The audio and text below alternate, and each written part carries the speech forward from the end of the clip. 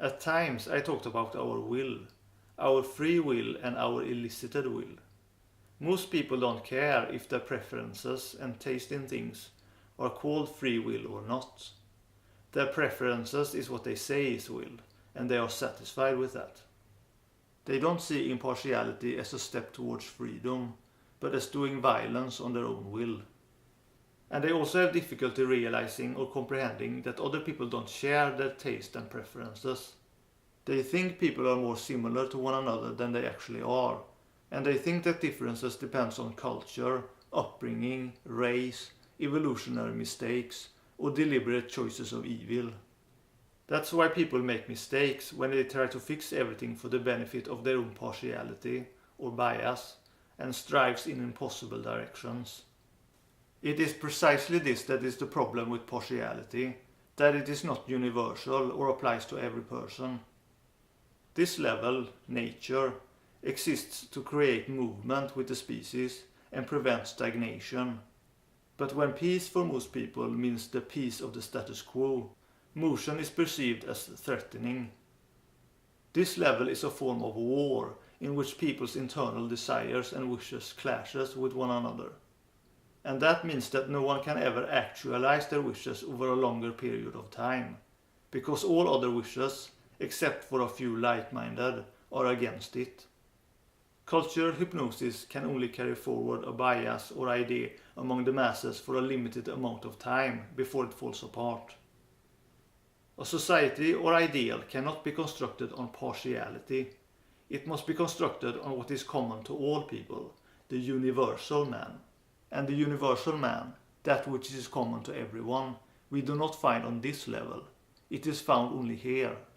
What we have here, and why this is what can really be called will, is our common deepest existence. It is here that we find what we really are, and what it is we really want. All preferences are, in the end, seeking the same ultimate goal, but goes about different routes to reach it. When we can identify this, we can also understand why we belong here and not here, why we can only achieve our most desirable goals here and not here. So what are we, and what do we really want? I have talked about this a lot in my previous videos. Who we really are can be reduced down to pure awareness, our inner observer. It's called Timeless Man, and you can read about it on the blog. What we really want is abundance, and this can be summed up as varied experience.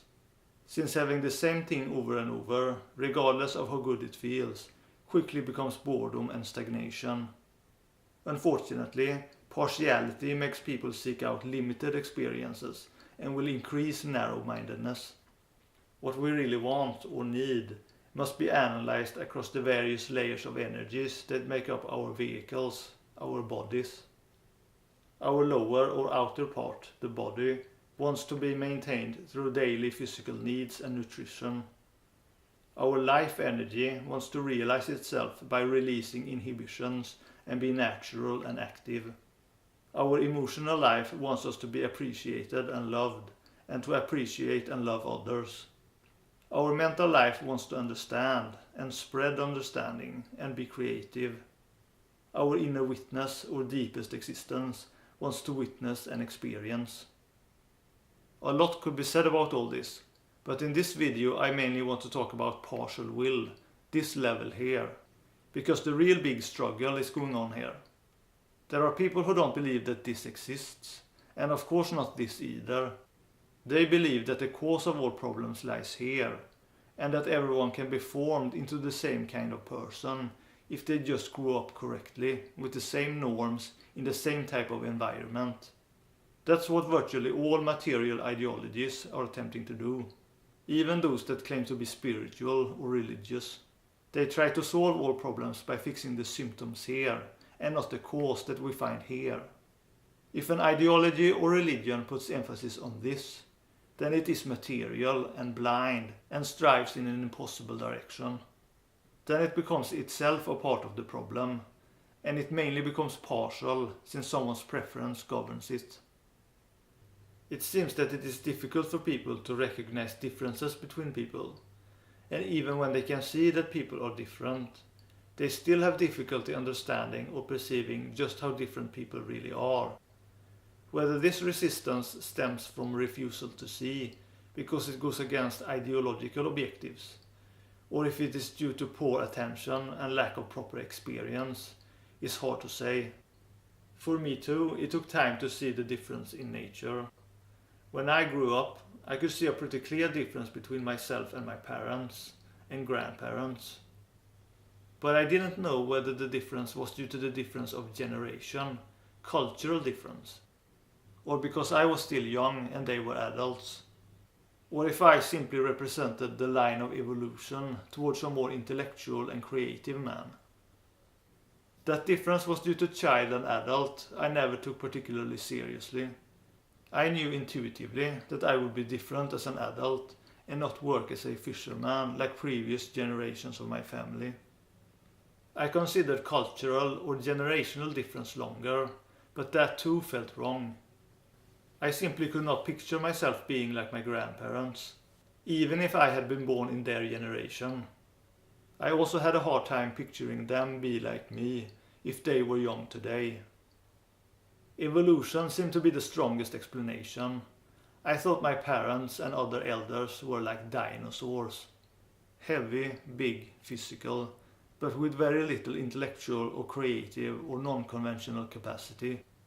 No interest in grand questions, innovations, or in problematization. I thought that all of us children of my generation were smarter and more developed, that we were going to be more interesting, more likable, and not repeat the mistakes of previous generations. Of course, there were differences between me and other childhood friends, but children are still more similar to one another than adults. But when I reached my upper teens, something began to happen.